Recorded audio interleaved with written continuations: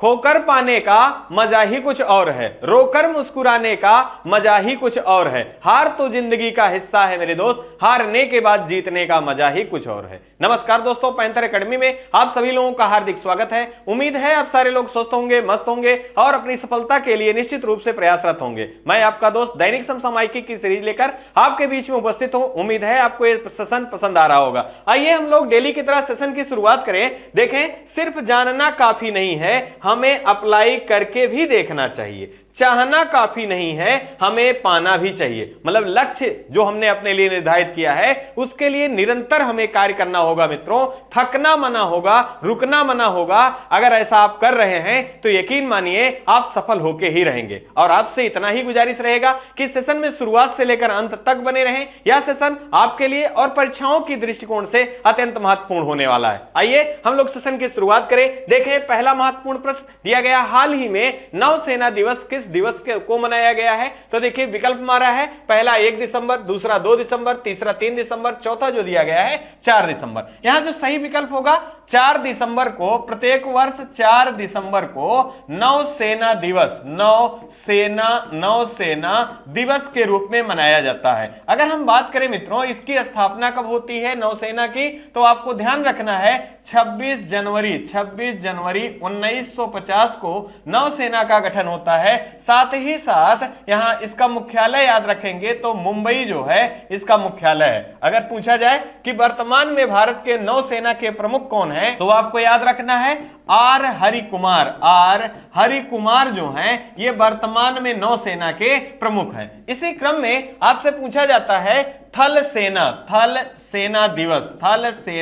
दिवस कब मनाया जाता है, तो आप ध्यान रखेंगे प्रत्येक 15 जनवरी को थल सेना दिवस मनाया जाता है। और वर्तमान में इसके प्रमुख कौन है, तो मनोज पांडे जी जो हैं ये वर्तमान में थल सेना के प्रमुख हैं। यह भी याद रखना है। इसी क्रम में वायुसेना को भी ध्यान रखें। वायुसेना दिवस कब मनाया जाता है, तो 8 अक्टूबर को, प्रत्येक वर्ष 8 अक्टूबर को वायुसेना दिवस मनाया जाता है। वर्तमान में इसके प्रमुख कौन है, तो विवेक राम चौधरी जो हैं ये वर्तमान में वायुसेना के प्रमुख के रूप में हैं। इसी क्रम में आपको याद रखना है कि भारत के सेकंड सीडीएस हाल ही में नियुक्ति हुई है। किसे नियुक्त किया गया है, तो अनिल चौहान। कौन है मित्रों, अनिल चौहान है। और आप ध्यान रखेंगे कि भारत के पहले सीडीएस के रूप में किसे नियुक्त किया गया था, तो जनरल बिपिन रावत जी को नियुक्त किया गया था। और इनकी प्लेन दुर्घटना में मृत्यु हो गया था। और आपको याद रखना है 2022 का पद्म विभूषण सम्मान से भी किसे सम्मानित किया गया है, तो जनरल बिपिन रावत जी को सम्मानित किया गया था। इसी क्रम में आपको ध्यान रखना है कि अगर पूछा जाए कि तीनों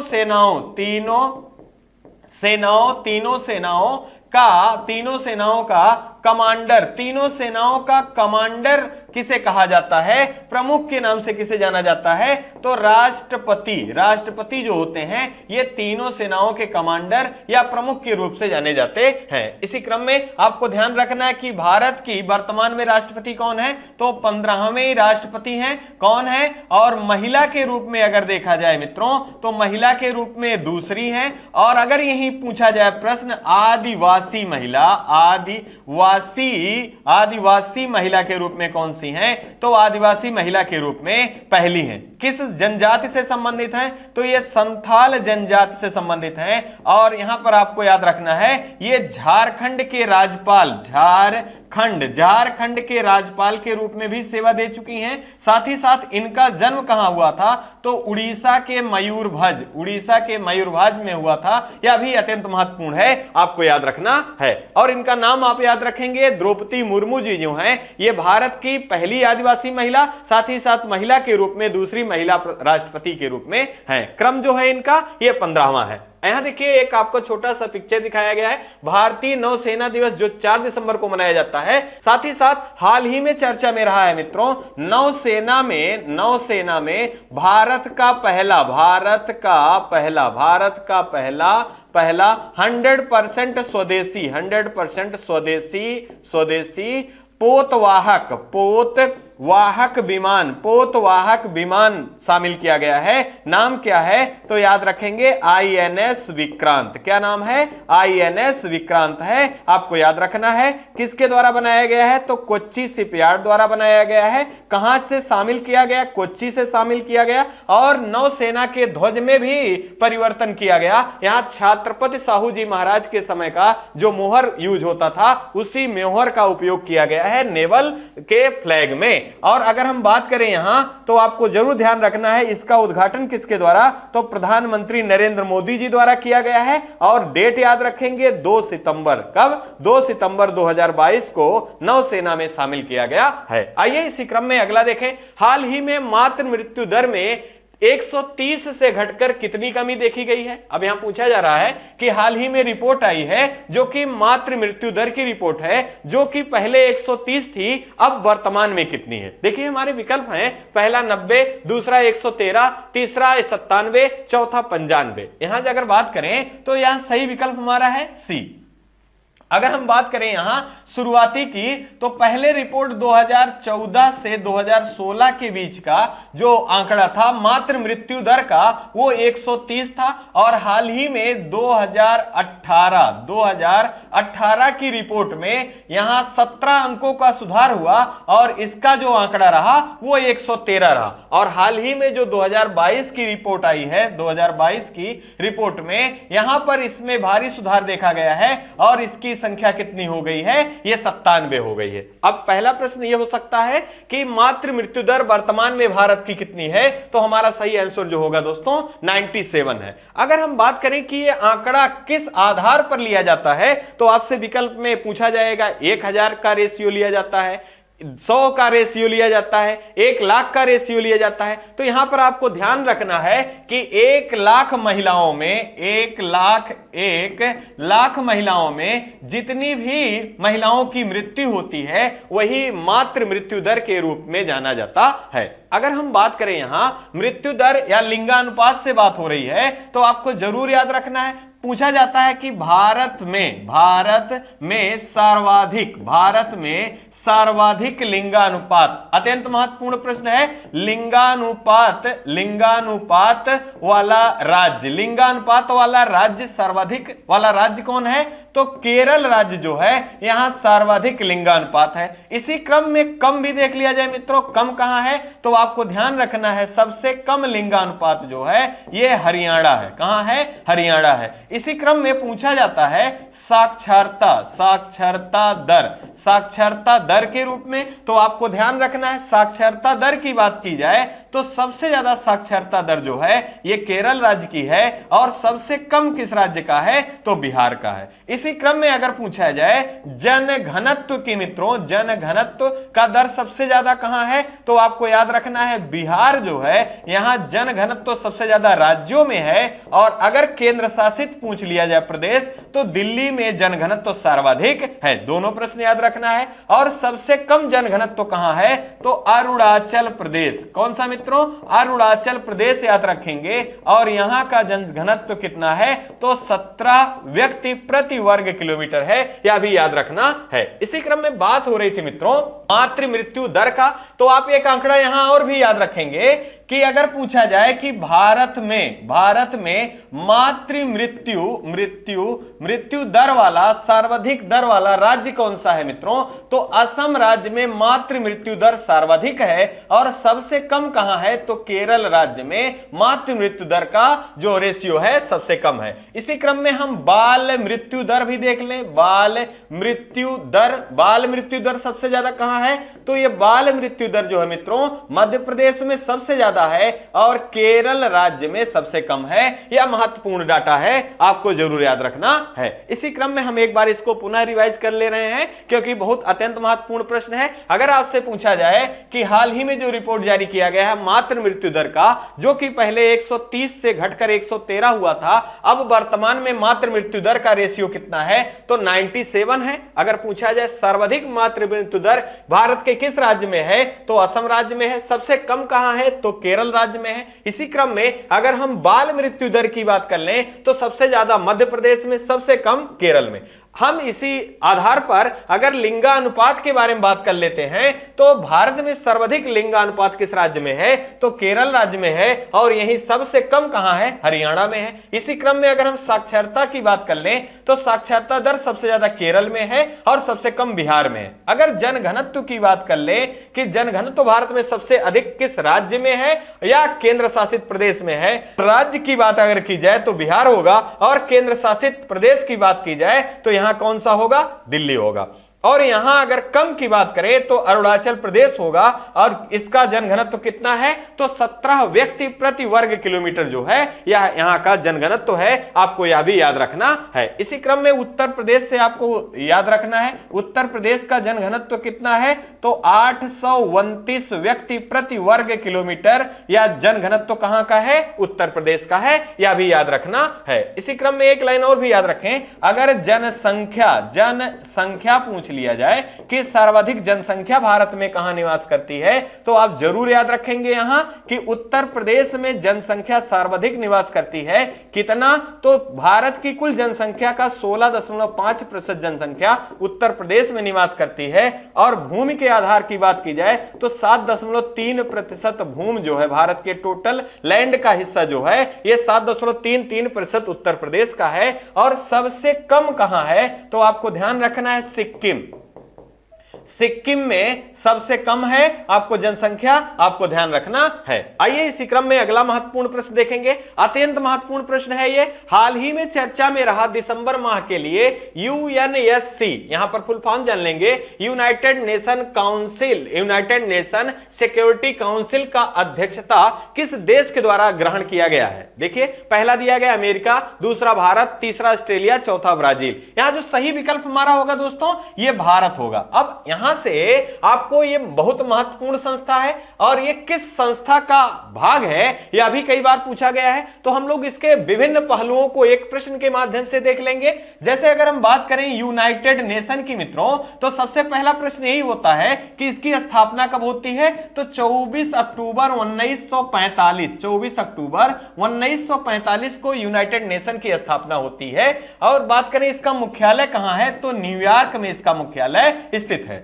अगर हम बात करें मित्रों कि यहां की भाग कितने हैं, तो इसमें भाग 6 हैं। और भाषा यहां पर कितनी प्रयोग में लाई जाती है, तो 6 भाषाओं का प्रयोग किया जाता है। इसी क्रम में आपको इन भागों की संख्या में एक भाग कौन है, यूएनएससी है, जिसे कहा जाता है यूनाइटेड नेशन सिक्योरिटी काउंसिल। अगर बात करें कि इसके सदस्य कितने होते हैं, तो टोटल 15 सदस्य होते हैं, जिसमें से आपको ध्यान रखना है 5 अस्थाई सदस्य कौन होते हैं, 5 अस्थाई सदस्य हैं। और 10 जो होते हैं मित्रों ये अस्थाई, ये 10 अस्थाई होते हैं। और अस्थाई सदस्यों का कार्यकाल जो होता है ये 2 वर्ष का होता है। कितने वर्ष का मित्रों, 2 वर्ष का होता है। और इसी क्रम में भारत ने दिसंबर माह की अध्यक्षता की जिम्मेदारी किसे दी गई है, तो यह भारत को दिया गया है। यह भी अत्यंत महत्वपूर्ण प्रश्न के रूप में आपको याद रखना है। इसी क्रम में अगर हम बात करें तो यहां पर एक प्रश्न पूछा जाता है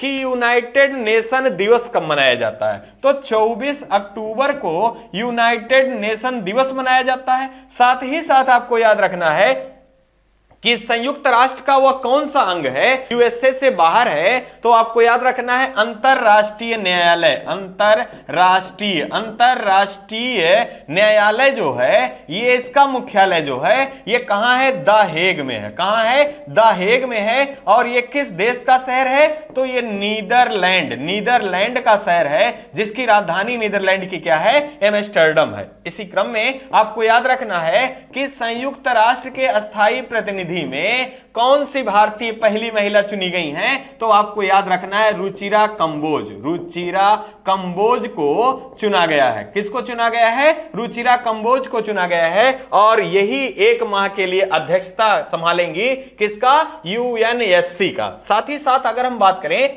क्या भारत पहली बार इस अस्थायी सदस्यों के रूप में अध्यक्ष या चुना गया है? तो ऐसा कर या 8वीं बार है। कौन सी बार है? या 8वीं बार है जो कि भारत अध्यक्षता करने जा रहा है। यह भी अत्यंत महत्वपूर्ण प्रश्न के रूप में है। यहां से पूछ लिया जाता है कि वर्तमान में महासचिव कौन है यूएन के? तो आपको याद रखना है एंटोनियो गुटारेस जो हैं ये वर्तमान में क्या हैं? एंटोनियो गुटारेस जो हैं ये वर्तमान में महासचिव हैं यूएन के। साथ ही साथ आपको हाल ही में यूएनओ का एक अंग है मानवाधिकार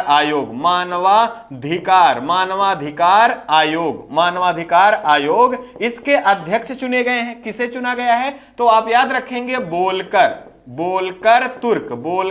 तुर्क को चुना गया है। ये कहां से संबंधित हैं? ये ऑस्ट्रिया से संबंधित हैं और ऑस्ट्रिया की राजधानी क्या है? वियना है। इसी क्रम में आपको याद रखना है यूएनएससी की बैठक भी हाल ही में कहां बुलाई गई थी? तो भारत में बुलाई गई थी। यह अत्यंत महत्वपूर्ण जानकारियां हैं यूएन से और इनके विभिन्न अंगों से। यकीन मानिए ऐसे प्रश्न परीक्षाओं में लगभग बने रहते हैं। आपको इनके विभिन्न पहलुओं को ध्यान में रखना है और अपने नोट को जरूर कंप्लीट करते रहना है, रिवाइज करते रहना है। अगर ऐसा कर रहे हैं तो यकीन मानिए आप सफलता के बहुत करीब हैं। आइए इसी क्रम में अगला महत्वपूर्ण प्रश्न देखेंगे। हाल ही में पहला सिलहट सिलचर महोत्सव का आयोजन किन देशों की प्रगाढ़ता को मजबूत करने के लिए प्रारंभ किया गया? यहां देखिए 2 आपके स्थल दिए गए हैं। दिया गया है सिलहट सिलचर महोत्सव। अब हमारे विकल्प जो दिए हैं, पहला नेपाल, दूसरा भूटान, तीसरा बांग्लादेश, चौथा म्यांमार। यहां जो हमारा सही विकल्प है, विकल्प नंबर सी सही होगा, बांग्लादेश और भारत के जो व्यवहारिक दृष्टिकोण है इसके कितने वर्ष पूरे हुए हैं? 50 वर्ष पूरे हुए हैं। कितने वर्ष पूरे हुए हैं? 50 वर्ष पूरे हुए हैं। और इसी के व्यवहार का जो अपनी निजी व्यवहार है इसी की प्रगाढ़ता को और ज्यादा मजबूत करने के लिए, जो व्यवहारिक दृष्टिकोण है उसको मजबूत करने के लिए सिलहट सिलचर महोत्सव का आयोजन किया गया। और ये कहां से संबंधित है? तो असम राज्य से संबंधित है। आपको ध्यान रखना है। इसी क्रम में आपसे बांग्लादेश से पूछा जाता है कि बांग्लादेश की राजधानी क्या है? तो मित्रों बांग्लादेश की राजधानी ढाका है। क्या है? ढाका है। और यहां की मुद्रा क्या है? तो यहां की मुद्रा जो है ये टका है। क्या है? टका है। और यहां की प्रधानमंत्री कौन है? तो शेख हसीना जो है यहां की प्रधानमंत्री हैं। आपको ध्यान रखना है। इसी क्रम में अगर हम बात करें कि भारत जो है ये अपनी सबसे लंबी सीमा किस देश के साथ साझा करता है? तो दोस्तों ये बांग्लादेश के साथ साझा करता है। कितना करता है? तो आपको ध्यान रखना है 4096.5 किलोमीटर की सीमा जो है यह भारत साझा करता है बांग्लादेश के साथ। सबसे कम किसके साथ साझा करता है? तो अफगानिस्तान के साथ साझा करता है। 105.5 किलोमीटर ये जो है सीमा साझा करता है अफगानिस्तान से। इसी क्रम में पूछा जाता है एक क्वेश्चन पूछा जाता है कि बांग्लादेश से घिरा हुआ बांग्लादेश से घिरा हुआ कौन 3 तरफ से घिरा हुआ एकमात्र भारतीय राज्य कौन सा है? तो ये त्रिपुरा है। कौन राज्य है? त्रिपुरा है। और आपको यही ध्यान रखना है कि ये जो बांग्लादेश है, बांग्लादेश के साथ भारत कौन कौन से युद्धाभ्यास करता है? तो संप्रीति युद्धाभ्यास और बोंगो सागर युद्धाभ्यास किन किन देशों के बीच में आयोजित किया जाता है? तो भारत और बांग्लादेश के बीच में आयोजित किया जाता है। ये महत्वपूर्ण पक्ष हैं, आपको जरूर याद रखना है। पुनः आपको ध्यान रखना है कि किस देश पड़ोसी देश के साथ अपने व्यवहारिक दृष्टिकोण को मजबूत बनाने के लिए हाल ही में सिलहट सिलचर महोत्सव प्रारंभ किया गया, तो भारत और बांग्लादेश के बीच में। इसी क्रम में अगर हम बात करें नेपाल की, आपको याद रखना है इसकी राजधानी क्या है, काठमांडू है। और दुनिया की सबसे ऊंची जो पर्वत चोटी है वो किस देश में स्थित है, तो नेपाल में स्थित है और उसका नाम माउंट एवरेस्ट है। आपको याद रखना है इसकी ऊंचाई कितनी है, तो आपको ध्यान रखना है 8848 मीटर। कितना, 8848 मीटर आपको याद रखना है। सबसे अधिक बार माउंट एवरेस्ट पर चढ़ने वाले का रिकॉर्ड हाल ही में किसने बनाया है, तो कामी रीता शेरपा ने सबसे अधिक बार माउंट एवरेस्ट पे चढ़ाई की है, यह भी आपको याद रखना है। अगर बात करें भूटान की, तो आपको याद रखना है यहां की राजधानी क्या है, थिम्पू जो है यहां की राजधानी है। लैंड ऑफ थंडरबोल्ट के नाम से कौन सा देश जाना जाता है, तो भूटान जो देश है लैंड ऑफ थंडरबोल्ट के नाम से जाना जाता है। अगर हम बात करें म्यांमार की, तो इसकी राजधानी न्यायपीढ़ा है। साथ ही साथ आपको याद रखना है अरुणाचल प्रदेश, अरुणाचल प्रदेश, अरुणाचल प्रदेश। साथ ही साथ नागालैंड, नागालैंड। साथ ही साथ मणिपुर, मणिपुर और मिजोरम, मिजोरम राज्य जो हैं ये किस से साथ सीमा साझा करते हैं, तो म्यांमार के साथ अपनी सीमा साझा करते हैं। यह भी परीक्षाओं में पूछा गया है। आइए इसी क्रम में अगला महत्वपूर्ण प्रश्न देखेंगे। हाल ही में किसे उत्तराखंड राज्य का नया ब्रांड एम्बेसडर बनाया गया है। यहां देखिए पहला दिया गया है, यहां देखिए आपको राज्यों का नाम दे दिया गया है, तो हम डायरेक्ट आपको उत्तर बताते हैं। उत्तराखंड राज्य के ब्रांड एम्बेसडर के रूप में प्रसून जोशी, प्रसून जोशी, प्रसून जोशी को चुना गया है। आपको ध्यान रखना है। साथ ही साथ आपको याद रखना है भारतीय फिल्म, भारतीय फिल्म, भारतीय फिल्म प्रमाणन, प्रमाणन, प्रमाणन बोर्ड, भारतीय फिल्म प्रमाणन बोर्ड के वर्तमान में अध्यक्ष कौन है, तो प्रसून जोशी जो हैं ये अध्यक्ष के रूप में है। इसी क्रम में आपको ध्यान रखना है जो 52वां अंतरराष्ट्रीय फिल्म, 52वां अंतरराष्ट्रीय फिल्म पुरस्कार में पर्सनालिटी ऑफ द ईयर के रूप में किसे चुना गया था, तो प्रसून जोशी को। साथ ही साथ हेमा मालिनी जी को चुना गया था। यह भी महत्वपूर्ण है, आप याद रखेंगे। इसी क्रम में अगर हम उत्तराखंड के बारे में बात करें, तो इसका गठन 9 नवंबर सन 2000 में होता है। कब होता है, 9 नवंबर सन 2000 में उत्तराखंड का गठन होता है। इसी क्रम में ध्यान रखेंगे कि सन 2000 में 1 नवंबर को छत्तीसगढ़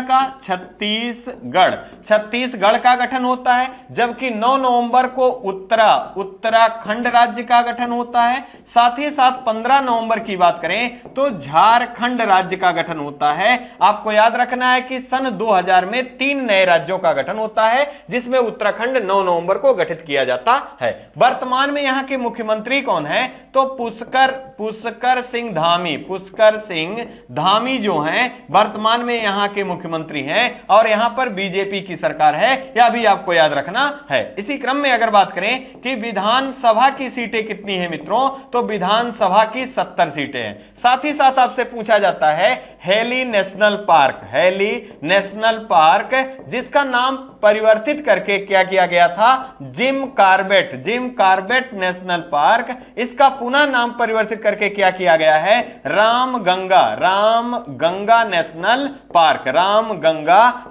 पार्क।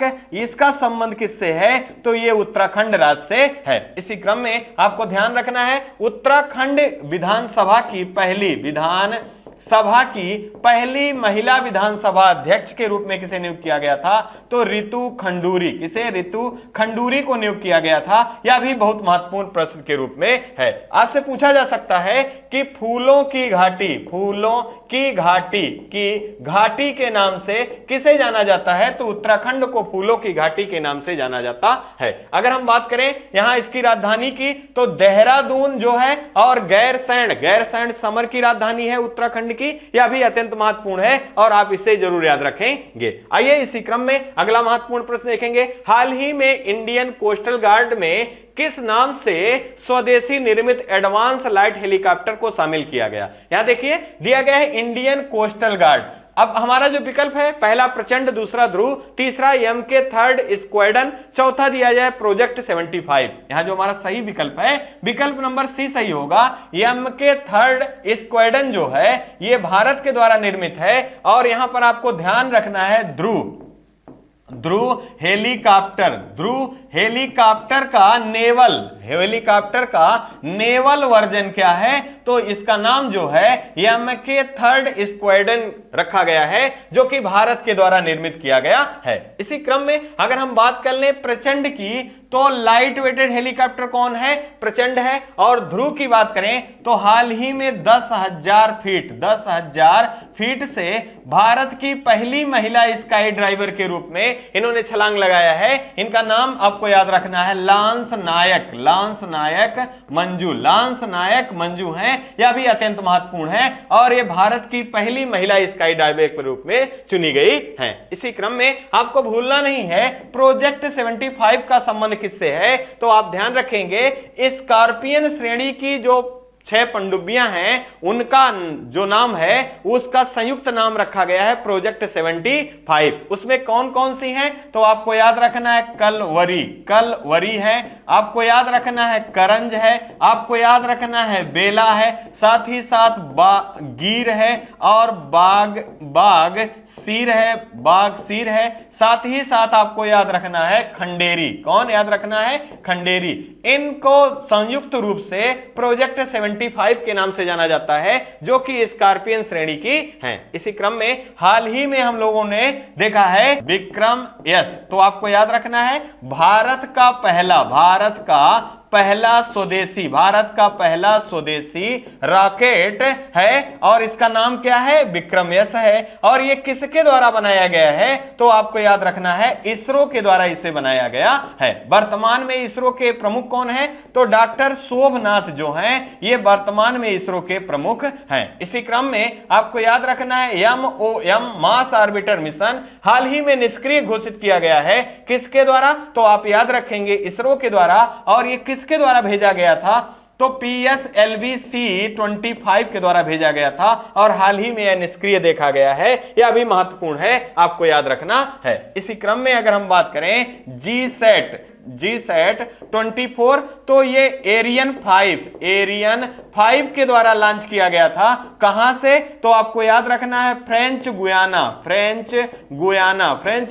के कौरू से लॉन्च किया गया था और इसी को टाटा को लीज पर दिया गया है। और आपको ध्यान रखना है PSLV-C53 इसके द्वारा सिंगापुर के 3 उपग्रहों को लॉन्च किया गया, जो कि अत्यंत महत्वपूर्ण है और कई परीक्षाओं में यह प्रश्न पूछा भी गया है। आइए इसी क्रम में अगला महत्वपूर्ण प्रश्न देखेंगे। अगला है हाल ही में किस देश के वैज्ञानिकों के द्वारा 48,500 वर्ष पूर्व ज़ोंबी वायरस का खोज किया गया है। मतलब यहां पर यह आपको वर्ष याद रखना है कि 48,500 पुराना वायरस है जिसका खोज किया गया है और चर्चा में है। तो हमारे विकल्प जो दिए गए हैं, पहला है रूस, दूसरा ऑस्ट्रेलिया, तीसरा है कनाडा, चौथा है इंग्लैंड। यहां जो हमारा सही विकल्प है ये रूस में खोजा गया है। कहां खोजा गया है? रूस में खोजा गया है। रूस की राजधानी क्या है मित्रों? रूस की राजधानी जो है ये मॉस्को है और वर्तमान में रूस के राष्ट्रपति कौन है, तो व्लादिमीर पुतिन है। आपको याद रखना है। अगर आपसे पूछा जाए रूस जो है ये किस महाद्वीप से शामिल है, तो ये यूरोप महाद्वीप। कहां से? यूरोप महाद्वीप का देश है रूस। साथ ही साथ दूसरा प्रश्न पूछा जाता है कि विश्व का सबसे बड़ा देश कौन सा है क्षेत्रफल के आधार पर मित्रों, तो आपका यहां आंसर जो है ये रूस होगा। क्या होगा? रूस होगा। अगर पूछा जाए विश्व में सबसे अधिक नगरीकृत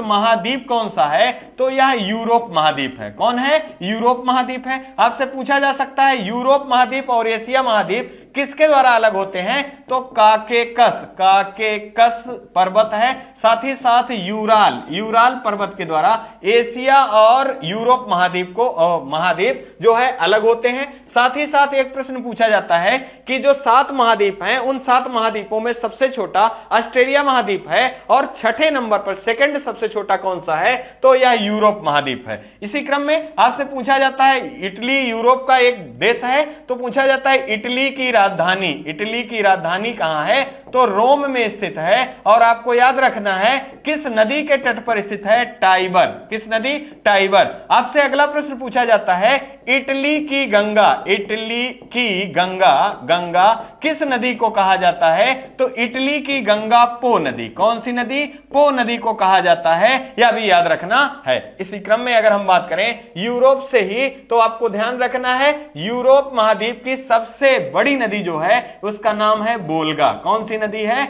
बोल्गा नदी जो है यह सबसे बड़ी नदी के रूप में है। इसी क्रम में आपको अत्यंत महत्वपूर्ण जानकारियों के रूप में जरूर याद रखना है रूस और यूक्रेन जो लंबे समय से युद्ध में शामिल हैं, ये दोनों देश किस महाद्वीप में शामिल हैं? तो ये यूरोप महाद्वीप। कौन सा? यूरोप महाद्वीप से संबंधित है। यह भी अत्यंत महत्वपूर्ण प्रश्न है। यहां देखिए, विश्व क्या अगर सबसे बड़ा देश पूछा गया क्षेत्रफल के आधार पर रूस हो गया, लेकिन अगर जनसंख्या के आधार पर पूछ लिया जाए, जनसंख्या के आधार पर पूछ लिया जाए, तो यह सबसे अधिक जनसंख्या जो है ये एशिया महाद्वीप के चीन में पहले स्थान पे और दूसरे स्थान पे भारत जो है यहां सबसे ज्यादा जनसंख्या निवास करती है। इसी क्रम में आपसे पूछा जाता है कि विश्व की सबसे गहरी झील, विश्व की सबसे गहरी झील कौन सी है? तो आप याद रखेंगे बैकाल झील जो है यह सबसे गहरी झील है, जो कि कहां स्थित है? रूस के साइबेरिया में स्थित है। इसी क्रम में अगर अन्य विकल्पों को देखें, ऑस्ट्रेलिया की राजधानी क्या है? कैनबरा। कौन है मित्रों? कैनबरा है। और कनाडा की अगर एक तथ्य में देखें तो तटीय सीमा, विश्व में तटीय सीमा वाला सर्वाधिक देश कौन सा है? किस देश की तटीय सीमा सबसे बड़ी है? तो कनाडा की है। इसकी राजधानी ओटावा है। क्या है? ओटावा है। आपको भूलना नहीं है मॉन्ट्रियल प्रोटोकॉल, मॉन्ट्रियल कहां से संबंधित है? कनाडा से। और मॉन्ट्रियल प्रोटोकॉल किससे संबंधित है? ओजोन संरक्षण से संबंधित है। अगर हम बात करें इंग्लैंड की, तो आपको याद रखना है T20 world cup, T20 world cup का 8वां संस्करण जो कि कहां आयोजित किया गया था? ऑस्ट्रेलिया में आयोजित किया गया था। और इसका विजेता टीम कौन रहा? इंग्लैंड रहा। और दूसरी बार विजेता रहा। पहली बार 2010 में जीता था और दूसरी बार जो है ये 2022 में जीता है। यह भी अत्यंत महत्वपूर्ण है। आइए इसी क्रम में अगला महत्वपूर्ण प्रश्न देखेंगे। हाल ही भारतीय नौसैनिक पोत शिवालिक और कामोर्ता किस देश की मैत्री यात्रा पर हैं? देखिए, पहला दिया गया ऑस्ट्रेलिया, दूसरा दक्षिण कोरिया, तीसरा कंबोडिया, चौथा वियतनाम। यहां जो हमारा सही विकल्प है ये वियतनाम है। अब अगर हम बात करें वियतनाम की, तो यहां की राजधानी क्या है? हनोई जो है मित्रों, ये वियतनाम की राजधानी है। इसी क्रम में अगर हम बात करें यहां पर INS शिवालिक की और INS कामोर्ता की, क्योंकि ये चर्चा में इस कारण है क्योंकि मित्रों हम लोग कई बार इसको पढ़ चुके हैं कि मालाबार युद्धाभ्यास जो होता है ये किन किन देशों के बीच में होता है? तो क्वाड देशों के बीच में होता है। किन देशों के बीच में? क्वाड देशों के बीच में। तो क्वाड देशों में कौन कौन देश शामिल हैं? तो आपको याद रखना है जापान शामिल है, साथ ही साथ USA शामिल है, आपको भारत शामिल है और आपका याद रखना है ऑस्ट्रेलिया शामिल है। कौन है? ऑस्ट्रेलिया शामिल है। इसी क्रम में भारत की तरफ से कौन से जो पोत हैं भाग लिया था मालाबार युद्धाभ्यास में, और इसका आयोजन कहां किया गया था? तो इसका आयोजन जापान में किया गया था। कहां किया गया था? जापान में किया गया था। और भाग लेने वाले दो जो पोत थे वो कौन थे? यही शिवालिक और कामोर्ता थे। इसी कारण यह भी चर्चा में है, आपको जरूर याद रखना है। आपको यही याद रखना है ऑस्ट्रेलिया की राजधानी अभी हम लोगों ने देखा है कैनबरा। कौन है? कैनबरा है। और यहीं से आपको ध्यान रखना है राष्ट्रमंडल खेलों का 23वां संस्करण जो कि 2026 में आयोजित किया जाएगा, यह कहां किया जाएगा? ऑस्ट्रेलिया में किया जाएगा। अगर बात करें दक्षिण कोरिया की, तो आपको याद रखना है दक्षिण कोरिया की राजधानी क्या है? सियोल। क्या है? सियोल है। और आपको याद रखना है दक्षिण कोरिया और उत्तर कोरिया को विभाजित करने वाली रेखा कौन सी है? तो 38वीं समांतर रेखा जो है यह दक्षिण कोरिया और उत्तर कोरिया को विभाजित करती है। आइए इसी क्रम में अगला महत्वपूर्ण प्रश्न देखेंगे। हाल ही में किस भारतीय को द एमिसेरी ऑफ पीस पुरस्कार 2022 से सम्मानित किया गया है? तो पहला हमारा दिया गया है गुरु दलाई लामा, दूसरा श्री श्री रविशंकर, तीसरा दिया गया है खालिद जावेद, चौथा चिरंजीवी। यहां जो हमारा सही विकल्प होगा, विकल्प नंबर बी सही होगा, श्री श्री रविशंकर। अब सबसे पहले ये जाने कि द एमिसरी ऑफ पीस ये किस देश के द्वारा दिया गया है, तो ये यूएसए के द्वारा दिया गया है। और किसे दिया गया है, तो आप ध्यान रखेंगे श्री श्री रविशंकर जी को दिया गया है। और अगर हम बात करें यहां, तो इनकी एक संस्था है art of living, art of living जो है इनकी प्रसिद्ध संस्था है। इसकी स्थापना कब की गई थी, तो 1981 ईस्वी में किया गया था। और यहां पर जो स्ट्रेस है इसको कम करने के 3 युक्तियां बताई जाती हैं। वो कौन कौन सी हैं? सबसे पहला जो है ये श्वास या श्वसन है, दूसरा आपका योग है, तीसरा जो है यह आपका क्रोध जो है इस पे कंट्रोल करना। यही 3 चीजें जो है मुख्य रूप से बताई जाती हैं, जिससे मानव के अंदर जो विकार उत्पन्न होते हैं उसको कंट्रोल किया जा सकता है। इसी क्रम में ये प्रसिद्ध पुरस्कार है, तो आपको जरूर कुछ अन्य पुरस्कार भी याद रखने हैं जो कि चर्चा में खूब हैं। अगर आपसे पूछा जाए गांधी मंडेला शांति पुरस्कार 2022 से किसे सम्मानित किया गया है, तो आप याद रखेंगे गुरु दलाई लामा को दिया गया है। ये बौद्ध धर्म गुरु हैं, आपको याद रखना है। साथ ही साथ अगर संस्थान के रूप में पूछा जाता है कि किसे दिया गया है, तो संस्थान के रूप में प्रथम एक संस्था है, एनजीओ है, इसी को संस्थान के रूप में दिया गया है। अगर हम बात करें यहां अगले यूनेस्को शांति पुरस्कार की किसे दिया गया है, तो ये एंजेला मार्केल को दिया गया है। अगर हम बात करें सखा रोह पुरस्कार किस देश के नागरिकों को 2022 का दिया गया है, तो यूक्रेन देश के नागरिकों को सखारोव पुरस्कार 2022 से सम्मानित किया गया है। इसी क्रम में आपको याद रखना है शांति का नोबेल पुरस्कार 2022 का किसे दिया गया है, तो अत्यंत महत्वपूर्ण है। आपको याद रखना है यहां पर एनेक्स जो हैं, जो कि बेलारूस के हैं, और साथ ही साथ 2 संस्थाएं हैं, एक का नाम मेमोरियल है और एक सेंटर फॉर लिबर्टीज है, जो कि मानवाधिकार के लिए कार्य करता है, यूक्रेन की है। इन दोनों संस्थाओं को, और एलेक्स जो हैं ये बेलारूस के हैं, इनको दिया गया है शांति का नोबेल पुरस्कार 2022 के। अगर हम बात करें यहां अभी तक नोबेल पुरस्कारों में सर्वाधिक नोबेल पुरस्कार किस क्षेत्र में या किस संस्था के द्वारा जीता गया है, तो आपको याद रखना है कि यह जो है शांति के क्षेत्र में अभी तक 3 नोबेल पुरस्कार किसने जीता है, तो आपको याद रखना है नोबेल पुरस्कार रेड क्रॉस सोसाइटी जो है, जिसका हेनरी ड्यूनेट के द्वारा स्थापना किया गया था। इस संस्थान ने अभी तक 3 नोबेल पुरस्कार प्राप्त किया है, जो कि सर्वाधिक है। अगर हम बात करें यहां चिरंजीवी की, तो आपको याद रखना है 53वां अंतरराष्ट्रीय फिल्म पर्सनालिटी का पुरस्कार किसे दिया गया है, तो वह चिरंजीवी को दिया गया है। अगर हम बात करें दादा साहब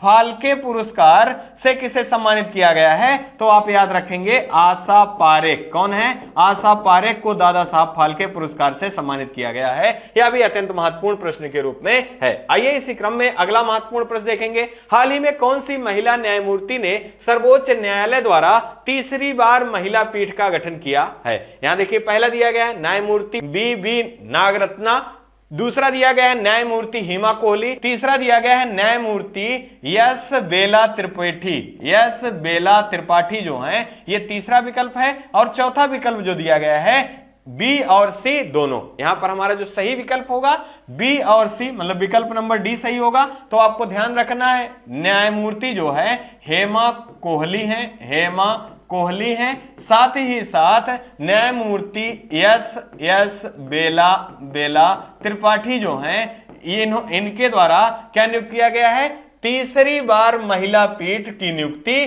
की गई है। अगर हम बात करें तीसरी बार की, तो आपको ध्यान रखना है कि पहली बार कब किया गया था, तो 2013 में किया गया था। यह पहली बार महिला पीठ का गठन किया गया था। और दूसरी बार कब किया गया था, तो 2018 में दूसरी बार महिला पीठ का गठन किया गया था। और तीसरी बार 2022 में किया गया। और इसमें कौन कौन शामिल है, तो आपको ध्यान रखना है, हेमा कोहली शामिल है और यश बेला त्रिपाठी शामिल हैं। अगर हम बात करें यहां न्यायमूर्ति बी नागरत्ना की, तो आपको ध्यान रखना है कि भारत की पहली महिला मुख्य न्यायाधीश के रूप में 2027 में कौन हो सकती हैं, तो न्यायमूर्ति बी नागरत्ना हो सकती हैं। यह भी अत्यंत महत्वपूर्ण प्रश्न होगा, क्योंकि अभी तक के इतिहास में मुख्य न्यायाधीश के रूप में कोई भारतीय महिला नहीं रही हैं। यह भी अत्यंत महत्वपूर्ण प्रश्न के रूप में है। अगर पूछा जाए भारत के पहले मुख्य न्यायाधीश कौन थे, तो आपको याद रखना है पहले मुख्य न्यायाधीश कौन थे, तो आपको याद रखना है यहां से उनका नाम क्या है, हीरालाल जे कानिया जी, जो ये भारत के पहले मुख्य न्यायाधीश के रूप में नियुक्त किए गए थे। इसी क्रम में अगर वर्तमान की बात की जाए तो 50वें मुख्य न्यायाधीश नियुक्त किए गए हैं। तो आपको याद रखना है डी वाई चंद्रचूड़ जो हैं, ये भारत के 50वें मुख्य न्यायाधीश के रूप में नियुक्त किए गए हैं। इन्होंने किसका स्थान लिया है, तो यू ललित जी के स्थान पे किसे नियुक्त किया गया है, तो डी वाई चंद्रचूड़ जी को नियुक्त किया गया है। यह भी महत्वपूर्ण प्रश्न के रूप में है। इसी क्रम में ये 10 प्रश्नों की सीरीज यही समाप्त हो रही है। अगर ये संस्था के द्वारा दी गई जानकारी आपको पसंद आ रही है, तो आप चैनल को लाइक करना, शेयर करना और सब्सक्राइब करना ना भूलें। आप अपना और अपने परिवार का खूब ढेर सारा ध्यान रखें। जय हिंद, जय भारत।